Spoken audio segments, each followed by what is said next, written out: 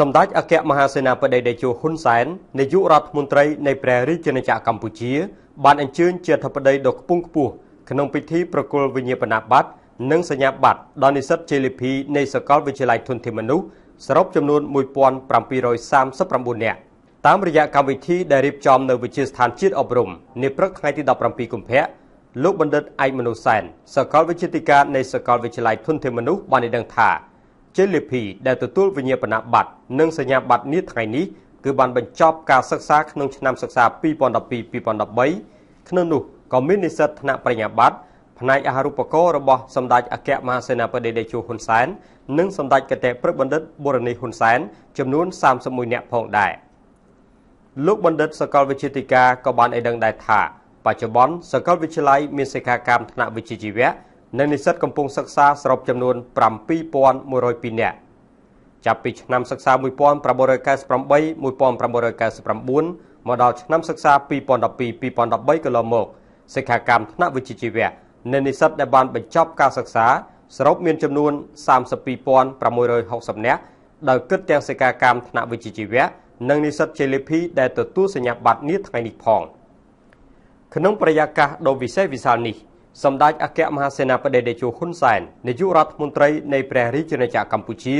បានអញ្ជើញមានប្រសាសន៍សំណេះសំណាលទៅកាន់ជេលីភីក៏ដូចជាសម្រាប់ជនរួមជាតិទូទាំងប្រទេសក្នុងខ្លឹមសារដើមទាំងស្រុងដូចតទៅខ្ញុំប្រកាសថាខ្ញុំសូមក្រាបថ្វាយបង្គំបដិជគុណព្រះសង្ឃគ្រប់ព្រះអង្គនៃជានិស្សិតឯកឧត្តមលោកជំទាវអស់លោកស្រីនាងកញ្ញាថ្ងៃនេះខ្ញុំប្រកាសថាខ្ញុំរីករាយដែលបានវិលមកជួបសារជាថ្មីម្ដងទៀតនៅសិក្ខាកាមនិងនិស្សិតនៃសាកលវិទ្យាល័យធនធានមនុស្សដែលទទួលសញ្ញាបត្រនៅថ្ងៃនេះចំនួន1739នាក់ជាមួយនឹងរបាយការណ៍របស់សាកលវិទ្យាធិការឯកមនោសែនខ្ញុំប្រកាសថាខ្ញុំសូមសម្ដែងនៅការអបអរសាទរជាមួយនឹងវឌ្ឍនភាពនៃសាកលវិទ្យាល័យនេះហើយខ្ញុំត្រឹមឈ្មោះហ៊ុនសែនទេដល់សាកលវិទ្យាល័យសាកលវិទ្យាធិការមានឯកមួយទៀតគឺខ្លាំងណាស់ឯកចុយមនោសែន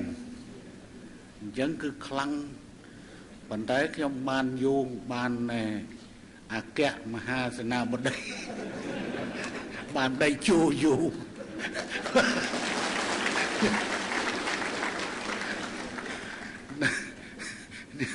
ឯងមនោសែនហើយហ៊ុនសែននៅអញ្ចឹងយើងត្រូវហៅដៃជោសែនណាអាហ្នឹងប៉ុន្តែដៃជោក៏នៅតែអន់ជាងឯងបាទ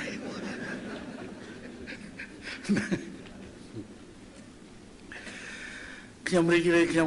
រីករាយណាស់ដែលឃើញថាការវិវត្តរីកចម្រើន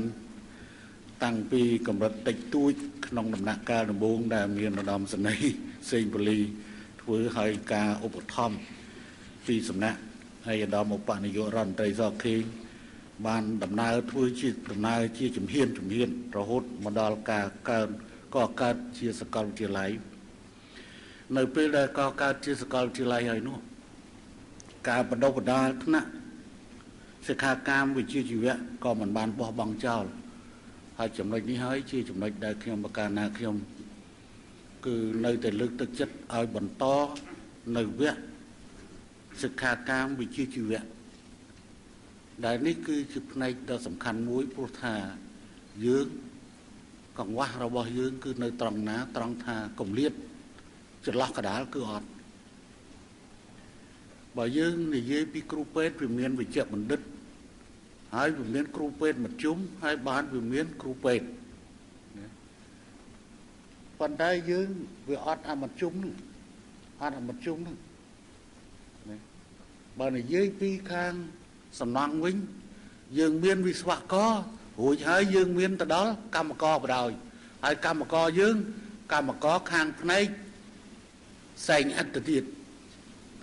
ឲ្យបោកឲ្យលាបការ៉ូឲ្យស្អីហ្នឹងគឺថាវិញមកអញ្ចឹងទេចំណុចនេះហើយជាចំណុចដែលយើងត្រូវយកចិត្តទុកដាក់អំពីចន្លោះកណ្ដាលនេះ យើងត្រូវមានអ្នកឯកទេសរបស់យើងពីកម្រិតខ្ពស់ចន្លោះកណ្ដាលហើយនឹងមកដល់ខាងក្រោមប៉ុន្តែយើងដាច់សង្វាក់ហើយចំណុចនេះជាចំណុចដែលត្រូវយកចិត្តទុកដាក់ទៅក្នុងការតម្រង់ទិសនៃការបដិបដាលរបស់ធនធានមនុស្សនៅក្នុងប្រទេសរបស់យើងដែលក្រសួងអប់រំយុវជននិងកីឡានិងក្រសួងការងារបដិបដាលវិជ្ជាជីវៈត្រូវរួមគ្នាធ្វើអំពីចំណុចនេះព្រមមិនដូច្នោះទេយើងមើលការដ្ឋានសំណង់ខ្លះថ្នាក់វិស្វករមានក៏ប៉ុន្តែថ្នាក់គេហៅថាពួកអ្នកបច្ចេកទេសមេការអីមួយចំនួនគឺយើងខ្វះហើយដល់ទៅមានកម្មករបែរជាកម្មករបានត្រឹមតែមួយសែងឥដ្ឋឬក៏រែងខ្សាច់ប៉ុន្តែទៅជាអ្នកបច្ចេកទេសឲ្យទៅជាអ្នកឯកទេសឡើងស្អីធ្វើអីនេះហ្នឹង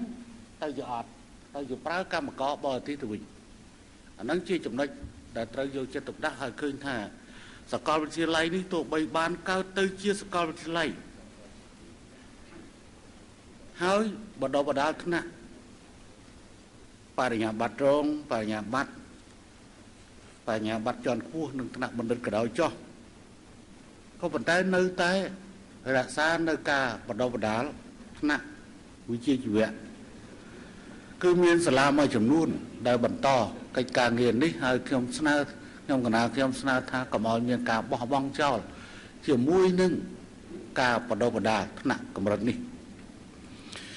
ជាមួយគ្នានោះដែរខ្ញុំប្រកាសថាខ្ញុំក៏សូមអបអរសាទរជាមួយនឹងការសហការជាមួយនឹងសាកលវិទ្យាល័យនៅក្រៅប្រទេសដែលយោងទៅលើអ្វីដែលជាការលើកឡើងនៅក្នុងរបាយការណ៍នេះរឿងការទទួលស្គាល់ផ្ទៃគេហៅថាផ្ទៃបន្ទុកប្រព័ន្ធផ្ទៃបន្ទុកគឺជាបញ្ហាមួយសំខាន់ដែរអញ្ចឹងបានជាខ្ញុំកណាខ្ញុំបានលើកមុនមកហើយបើយើងមិនធ្វើមិនតាន់បានទូទៅទេឲ្យសាកលវិទ្យាល័យមួយធ្វើទៅឲ្យសាកលវិទ្យាល័យមួយធ្វើទៅដូចជាសាកលវិទ្យាល័យនេះគឺកាលណារៀននៅនឹងឆ្នាំទី2អីហើយបន្តទៅយកទៅរៀននៅប្រទេសគេឲ្យរៀនទី2នៅណាទៅប្រទេសគេឲ្យរៀនឆ្នាំទី3តម្រង់ហើយបន្តទៅទៀតអញ្ចឹងបើធ្វើយ៉ាងដូចនេះបានគឺវាជាការល្អហើយយើងចង់ធ្វើកម្រិតជាតិក៏ប៉ុន្តែយើងធ្វើទៅមិនតាន់រួចបើធ្វើមិនតាន់រួចឲ្យសាកលវិទ្យាល័យមួយធ្វើទៅខ្ញុំមានក្មួយម្នាក់ដែលជាប់បរិញ្ញានៅអរិញណែនៅវិទ្យាឋានជាតិគ្រប់គ្រងជាប់បរិញ្ញានៅហ្នឹងសាប់ទៅរៀននៅអូស្ត្រាលីក៏ឲ្យរៀនពីឆ្នាំទី1ឡើងវិញអាហ្នឹងដូច្នេះគឺខាតអស់4ឆ្នាំណាក៏ឲ្យរៀនពីឆ្នាំទី1ហ្មងសូម្បីទទួលមកបន្ទុកទទួលមក credit ក៏អត់ដែរអត់ទេអញ្ចឹងបានជាចំណុចនេះគួរតែត្រូវបានបកក្រោយបន្តិច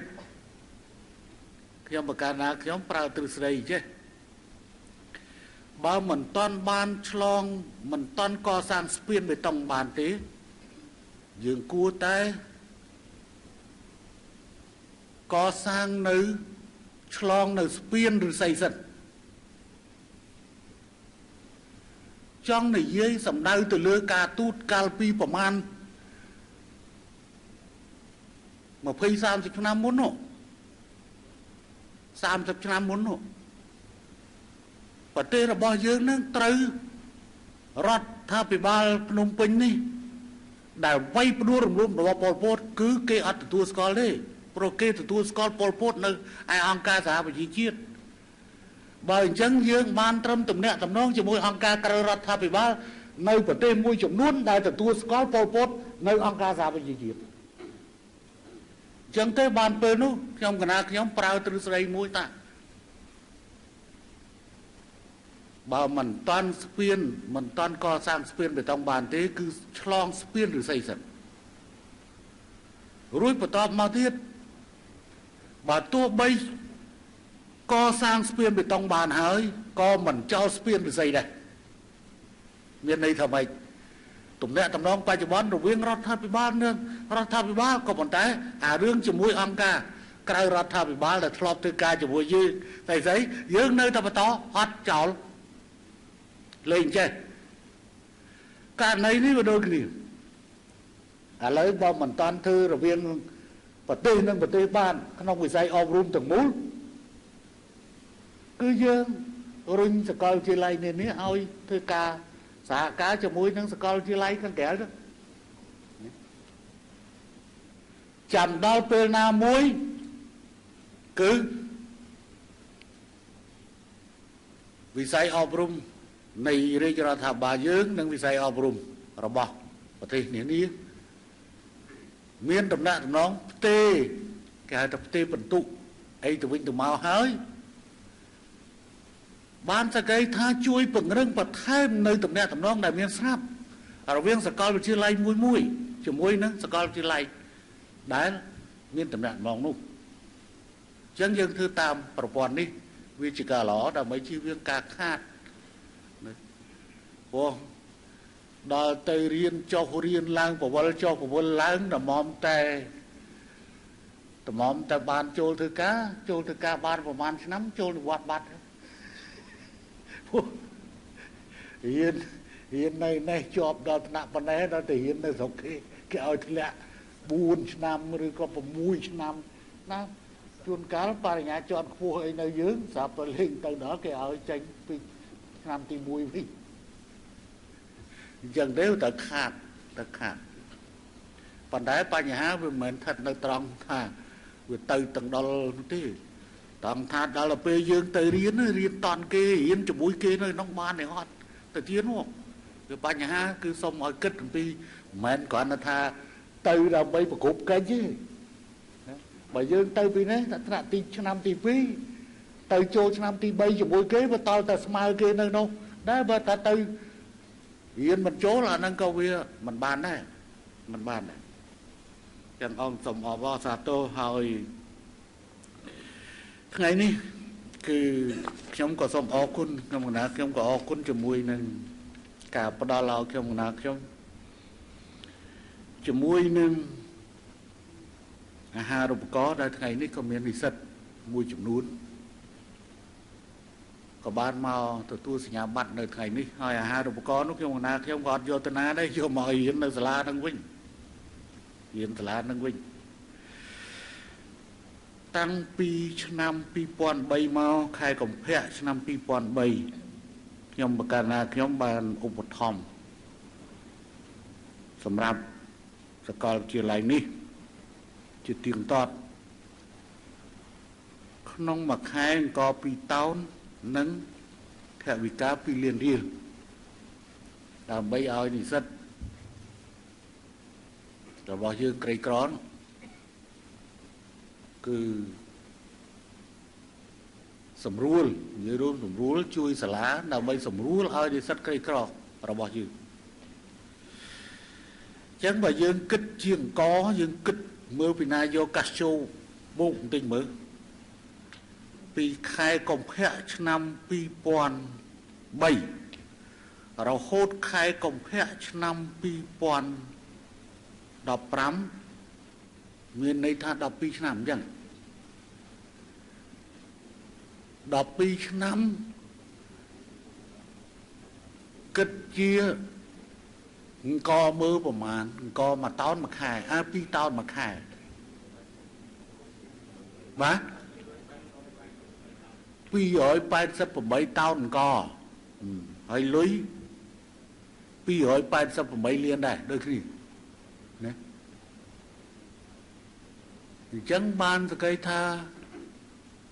អង្គ288តោនច្រើនមិនមែនតិចធ្ងន់ដែរហ្នឹងបាទ2002អូ2002អានេះអាស៊ីអឺរ៉ុបពី2003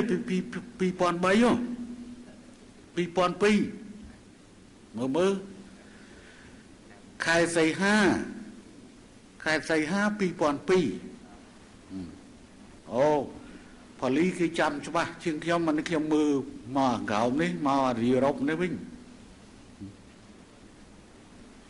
chớn mình tích tàu chiêng bay ở tàu hay lên chứ ở vậy có việc bàn làng nàyประแค่มนตรีริชกากองกำลังประวุธกับบ้านลางให้ชื่อพิเศษคือใครแปะมาใครปูนเนี่ยhọឡើងខ្លាំងកម្មការនីរបស់យើងក៏បានឡើងអបបរមាគឺ128បូកជាមួយនឹងប្រាក់អត្ថប្រយោជន៍ផ្សេងៗថ្ងៃមុនខ្ញុំជួបសួរនាំបងប្អូនសហជីពទៅគឺថាដោយមិនគិតពីការធ្វើការថែមម៉ោង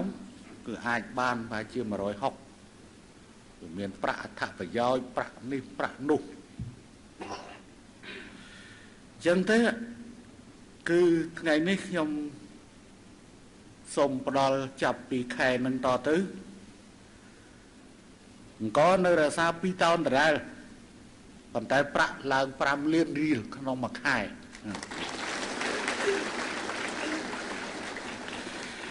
បានដោះស្រាយរួចហើយសម្រាប់សាលាអង្គការសម្ព័ន្ធខ្មែរចំនួនថ្មីបានដោះស្រាយរួចហើយឥឡូវនៅសល់សាលានេះគឺបានអង្គការវិទ្យាឋានអភិវឌ្ឍធនធានមនុស្សដែលឥឡូវជាសាកលវិទ្យាល័យធនធានមនុស្សនេះប៉ុន្តែនៅសល់សាលា3ទៀតខ្ញុំជួយសាលា5មកជួយសាលា5ឥឡូវនៅអង្គការអាស៊ីអឺរ៉ុបឥឡូវដូចជាសាកលវិទ្យាល័យអាស៊ីអឺរ៉ុបណាប៉ុន្តែកាលនោះគឺជួយតាំងពីនៅជាអង្គការប៉ុន្តែយើងមិនបានប្រាច់ជំនួយនៅពេលដែលគេខ្លាយទៅជាសាកលវិទ្យាល័យទេព្រោះដោយសារអាកិច្ចការដែលគេត្រូវធ្វើហ្នឹងក្នុងការជួយនិស្សិតក្រីក្រគេនៅតែបន្តអញ្ចឹងចាប់អនុវត្តថ្ងៃហ្នឹងពីពេលហ្នឹងតែម្ដងទៅជាមួយអង្គការអាស៊ីអឺរ៉ុបដែលជាសាកលវិទ្យាល័យអាស៊ីអឺរ៉ុបពីមុននេះអង្គ2តោនថវិកា2លានឥឡូវរក្សាអង្គ2តោនដដែលថវិកា5លានឡើង5លានដូចគ្នាហើយណាអាស៊ីអឺរ៉ុបមកដែរណាអាស៊ីអឺរ៉ុបហ្នឹងអញ្ចឹងចាប់ឡើងលុយគេដែរថ្ងៃហ្នឹងក៏មើលទៅក៏អាមុំទៅចាំមកចែកចង្អាបាត់មកទៅចាំយូរ